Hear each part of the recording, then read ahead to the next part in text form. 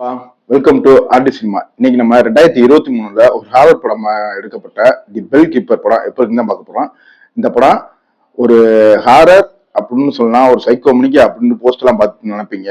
ஆனா இது வந்து ஒரு வேற மணி ஒரு சேனல் இந்த படம்.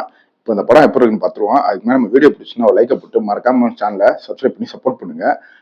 நம்ம படத்துல நம்ம ஹீரோ லியாம் வந்துட்டு அவங்க வீட்டை விட்டு வெளியே வந்து தனியா ஒரு ட்ரக்ல வீடு மணியை செட் பண்ணி வாழ்ந்துட்டு இருக்காரு.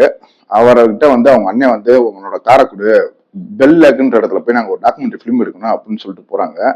அப்படி போகும்போது இல்ல நான் தான் அந்த வண்டியை ஓட்டுவேன் அப்படின்னு சொல்லிட்டு அவர் வராரு. அவங்க போற அதே இடத்துக்கு தன்னோட அண்ணனை காணாமன்னு சொல்லிட்டு தேடிக்கிட்டு நம்ம ஹீரோயின் ஹானியும் அங்க வராங்க. இதுக்கப்புறம் அவங்க பெல் அடிச்சதுக்கு அப்புறம் அவங்களுக்கு என்ன சம்பவம் நடந்துச்சு அப்படின்றத இந்த படத்துல கதை. இதுல வந்து ஹாரர் படமா இல்ல சைக்கோ கில்லர் படமா நான் சொல்ல விரும்பல. ஏன்னா சில பேர் ட்ரை பண்ணி பார்ப்பீங்க. படத்துல தமிழ் டப்பிங் ரொம்ப நீட்டாவே இருந்துச்சு. அந்த பெல்லேக்குன்னு சொல்லி ஒரு இடத்த காப்பாங்களா, அது ரொம்பவே நல்லா இருந்துச்சு. அதுல ஹேங்க்னு சொல்லிட்டு ஒருத்தர் வந்து கொலை பண்ணுவாரு. அது வந்து ரொம்ப கொடூரமாவே அந்த கொலையில காமிச்ச விதம் நல்லா இருந்துச்சு. இவ்வளவும் நல்லா இருந்துச்சு. ஆனா படம் ஒரு 1.5 மணி நேரத்துக்கு ஓடினாலும் நமக்கு ஒரு ஹிந்தி பட சீரியல் பாக்குற மணிக்கே தான் இருந்துச்சு இந்த படம்.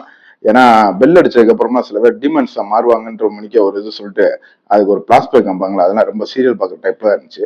மொத்தத்துல என்ன கேட்டா இந்த படம் ஒரு சுமாரான படம் தான். ஆனா இப்ப தமிழ் டப்பிங்ல அவைலபிள் இருக்கு. ட்ரை பண்ணி பாருங்க. இன்னொரு வீடியோல சந்திப்போம். Thank you friends.